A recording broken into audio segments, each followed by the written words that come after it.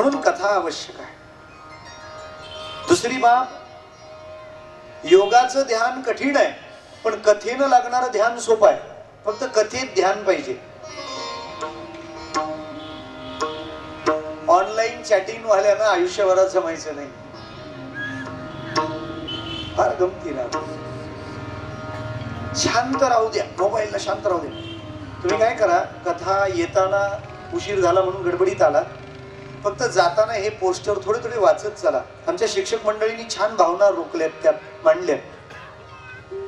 मला वाटतं त्याच्यात एक इंग्रजी वाक्य आहे, प्लीज सायलेंट युअर. आहे का कुठे, दिसतंय का कोणाला? इंग्रजी वाक्य आहे बघा कुठेतरी. तिकडे आहे का? काय आहे ते? Please silent your mobile and mind. Please silent your mobile and mind. मोबाईलला शांत ठेवा आणि मनाला पण शांत ठेवा. शांत राहा, निवांत राहा, सोडून द्या स्वतःला, अगदी मोकळं सोडा. तुम्ही कोण आहात, तुम्ही कुठले आहात, तुम्ही कशाचे आहात, तुम्ही काय करता, सगळं सगळं काढून टाका. स्वतःला पसरवा, मोकळं पसरवा. आम्ही कथा ऐकतो, आम्ही कीर्तन ऐकतो, पण उजेड काही पडत नाही हो का? आम्हाला मिठी मारून कीर्तन ऐकतो. सोडून द्या ते सगळं. ती मिठी ढिली झाली पाहिजे. महाराजांनी सांगितलेलं असतं, अद्वेष्टा सर्वभूतानां मैत्र करुण एवच. मनाला पटतं, पण चांगले विचार पटतात, पण घरी नेईपर्यंत फाटतात. का? त्याला माहिती असतं अद्वेष्टा सर्वभूतानां हा विचार आहे, बरोबर आहे, पण हा विचार घरी नेला तर शेजाऱ्याला धमकी देऊन आलोय, कथेवरून येऊ दे मग पाहतो तुझ्याकडे. त्याचं काय करायचं? हलकं व्हावं लागेल. संत सुद्धा आपलं कल्याण तेव्हाच करू शकतात जेव्हा आमची मिठी ढिली होईल. तुका म्हणे सोडिल्या गाठी, मग दिली मिठी पायाशी.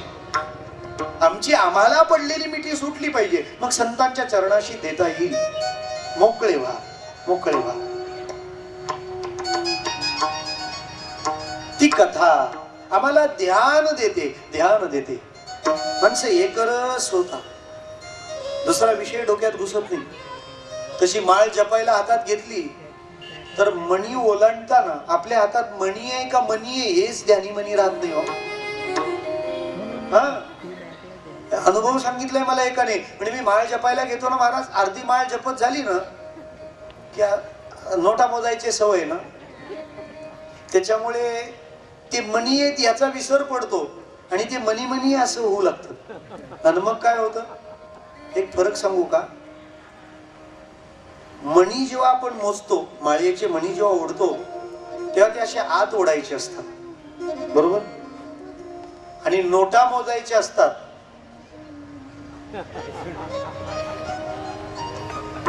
ध्यानात ठेवा, आता एवढ्यात तरी कळालं तरी खूप आहे ना. Money is incoming and money is outgoing. काय पकडायचं फार वेळ ते आपलं आपण ठरवूया. मग हे ध्यान जेव्हा शक्य नाही तेव्हा कथेकडे आपण मोकळं सोडून द्या, मोकळं सोडून द्या. मला सांगा, एकाला फार घाईनं प्रवास करायचा होता. घाईनं प्रवास करायचा, तो बसमध्ये चढला, पळत पळतच बस पकडली त्याने. उशीर झालं की असं होतं, पळत पळत पळत पळत पटकन बसमध्ये चढला आणि बसमध्ये गर्दी असताना तो परत बसमध्ये पण धावायला लागला. लोकांनी घेतलं, एक तर एवढी गर्दी, बस काप जाग्यावर. तो म्हणाला, नाही नाही मला घाई आहे, मला घाई आहे. ते म्हणाले, आता मग धावतो कशाला? आणि मला घाई आहे. तो म्हणाला, बस मिळेपर्यंत धावला इथपर्यंत बरोबर आहे, बस मिळाली, आता तू धावू नको, आता बस धावेल. कथेपर्यंत आपण पोहोचा. एकदा कथेत तुम्ही दाखल झालात, आता तुम्ही धावू नका, आता कथा धावेल. आता कथा तुम्हाला तुमचं इप्सित गाठवून देईल. आता आपले प्रयत्न नाहीत, आपले खटपट नाही. कडेवर घेतल्यावर मुलाला जसं चालावं लागत नाही, कथा ही सरिता आहे, कथा ही माऊली आहे, कथा ही नदी आहे, कथा ही आई आहे. मग बाळाने काय करावं? आईच्या कडेवर बसावं, मग आई चालेल, आपला प्रवास सहज होईल. फक्त आपल्याला कडेवर बसता आलं पाहिजे. कथा उचलून घ्यायला तयार आहे म्हणून कथा आवश्यक आहे. कथा केली पाहिजे. आम्हा कथा आवश्यक येर संपादू लौकिक. आम्हाला कथा आवश्यक आहे. कथेच्या अलीकडचा शब्द चिंतन. विचार केला पाहिजे, चिंतन केलं पाहिजे. ध्यानात घ्या, माणसं काहीतरी एक पकडून जगत असतात. काही माणसं चिंतनाला पकडून जगत असतात आणि काही माणसं चिंतेला पकडून जगत असतात. काहीतरी एकाला पकडलेलं असतं. काय पकडलेलं बरं हो? चिंता नको, चिंतन. चिंतन पकडलं की चिंता नष्ट होते आणि चिंता पकडली की चिंतन होत नाही. टेन्शनफुल झालेल्या माणसाच्या इथे जरा जप करा, सगळं काय नाही, जपात पण लक्ष लागत नाही. चिंता पकडली आहे.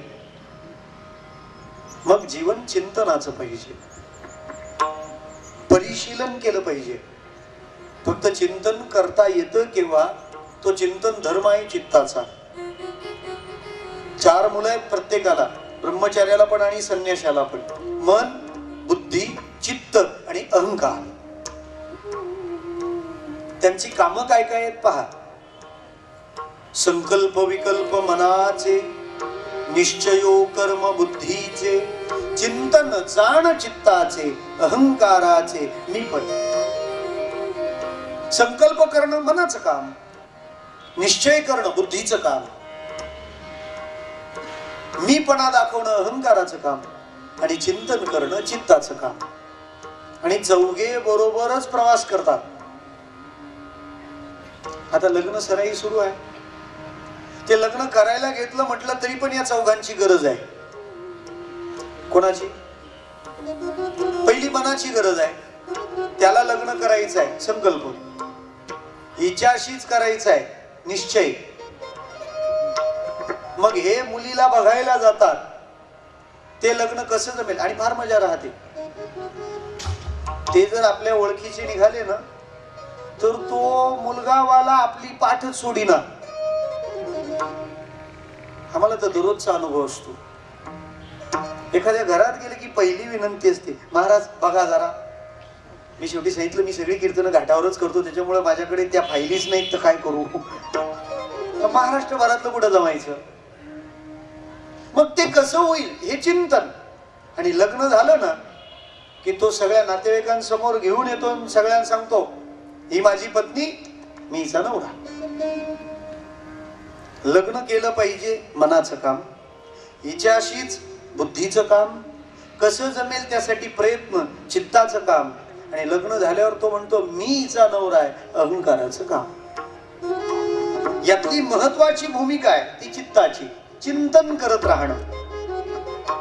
मागच्या ज्ञानसत्रात आपल्या साधकांनी हा मुद्दा हाताळलाय. मनाचं काम थोडं असतं, बुद्धीचं काम थोडं आहे, अहंकाराचं काम थोडं आहे, पण खूप काळ चालणारं काम चिंतनाचं आहे. गाडी पकडणं आणि गाडीतून उतरणं या 2 टोकाच्या भूमिका आहेत, पण मधला जो सगळा प्रवास आहे तो चिंतनाचा आहे. कारण संकल्प एकदाच करायचा, निश्चय एकदाच करायचा, मीपणा एकदाच दाखवायचा, पण त्यासाठी प्रवास चिंतनाचा अखंड करायचा. चिंतन सदोदित पाहिजे, ते कधीही खंडित होता कामा नये. सांगू आपल्याला, मनामध्ये जर विकार आला तर असं नाही समजायचं की विकार बलवान झाले. असं समजायचं आपलं चिंतन कमजोर झालं असावं. चिंतन कमजोर झाल्यानंच विकारांनी उसळी घेतली, नाही तर त्यांना काय वाव आहे आणि त्यांची काय हिंमत आहे. अगदी सोपं बोलू का?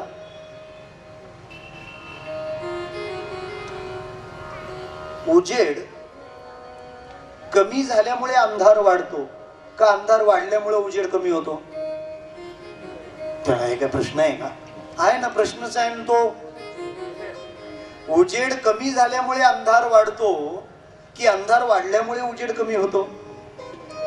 अंधार वाढू लागला मग उजेडाने आवर्त घेतलं असं नाही. उजेड कमी होत गेला म्हणूनच अंधार वाढत गेलाय ना. साधन आणि चिंतन या गोष्टी उतरणीला लागल्या, त्याच्यावरची पकड ढिली झाली की मग विकार उसळी घेऊ लागतात. विकारांची उचल बांगडी विकारांची एक उचल घेतली जाते. आम्हाला चिंतनाला सोडून चालणार नाही आणि ते सतत सदोदित अखंड अक्षुण्ण पाहिजे. म्हणून चिंतन कशाचं करणार आहात? चरित्र, कॅरेक्टर. चरित्रांचं चिंतन का करायचं? बरं, ती चरित्र कोणाची आहेत? रामायण परिवार. मी आधी राम परिवार नाव लिहायचं ठरवलं होतं, पण राम परिवार म्हटल्यावर बरेच बाहेर राहतील, सगळे आत आले पाहिजेत म्हणून नावं मोठी केली.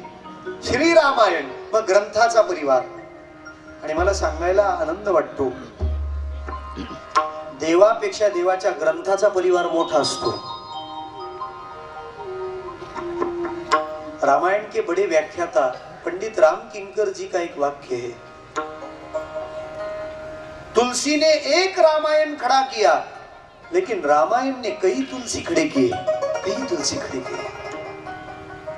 तुलसीदास जी ने एक ही रामायण को गाया है, लेकिन रामायण ऐसा गीत है कि हजारों नी लाखों गाने वाले खड़े किए. देवापेक्षा देवाच्या ग्रंथाचा परिवार मोठा आहे. आणि चरित्राचा विचार आहे तसा हा संतुलित परिवार आहे. आपल्या सगळ्यांना आपलं जीवन त्यांच्यात शोधता येईल असं आहे. असं म्हणतात, चरित्राचा विचार करताना ती चरित्र 3 प्रकारची डोळ्यासमोर घ्यायची. पहिलं पाप्याचं चरित्र, दुसरं साधकाचं चरित्र आणि तिसरं सिद्धाचं चरित्र. आपल्या कथेचा पहिला विषय रावण का आहे त्याचा ह्या क्रमाशी संबंध आहे. पाप्याचं, साधकाचं आणि शेवटी सिद्धाचं. म्हणून आपल्या कथेत सुरुवातीला रावण आहे, मध्ये भरत आहेत आणि शेवटी हनुमान आहे. पापी, साधक, सिद्ध. ते म्हणाल पाप्याचं चरित्र कशासाठी अभ्यासायचं? गरजेचं आहे. त्या 3 प्रकारच्या चरित्राचे 3 टप्पे आपल्याला मी सांगेन. पाप्याचं चरित्र यासाठी अभ्यासायचं कारण ते आपल्याला सावध करतं. रावणाने काय पाप केलं, काय उठाठेवी केल्या, आपल्याला त्यानेही आज सांगायच्या. त्याच्या जीवनातल्या कोणत्या चुका, कोणत्या सद्गुणांना परास्त करणाऱ्या ठरल्या आणि ते क्षण आपल्या जीवनात आल्यावर ते कसे हाताळायचे त्याकरता रावण बघायचं. पाप्याचं चरित्र सावधान करील. अनेकांचे अपघात झाल्यानंतर त्या जागेला बोर्ड येतो, अपघाती जागा. तो काही तुम्हाला घाबरवत नाहीये, मग पण हे सांगतो इथं ज्यांनी वेग आवरला नाही ते धडकले. पाप्याचं चरित्र या करता. साधक आणि सिद्ध. साधक आम्हाला आधार देतो, आम्हाला जवळचा वाटतो. एखादा माणूस जवळचा केव्हा वाटतो माहितीये? त्याची काही कारण आहे. माणसाला जवळीक कशाने वाटेल काही सांगता येत नाही. अहो, दोघे 4 मिनार वाले आले तरी दोस्ती होते. तुम्ही पण 4 मिनार का? आम्ही पण 4 मिनार. आता कोणता कुतुब मिनार उभे करतील काय माहिती. मोठी गंमत आहे. कशानेही दोस्ती. शुगर सारखी असली तरी पण दोस्ती होते. तुमची पण 150 का? माझी पण 150, झाली दोस्ती. मला असं वाटतं कोणत्याही कारणाने दोस्ती व्हायला हरकत नाही, पण मला असंही वाटतं कोणत्याही कारणाने द्वेष निर्माण व्हायला नको. मैत्री करायची, कोणत्याही कारणाने करा, मैत्री करा. गीतेने आम्हाला 3 आज्ञा केल्या.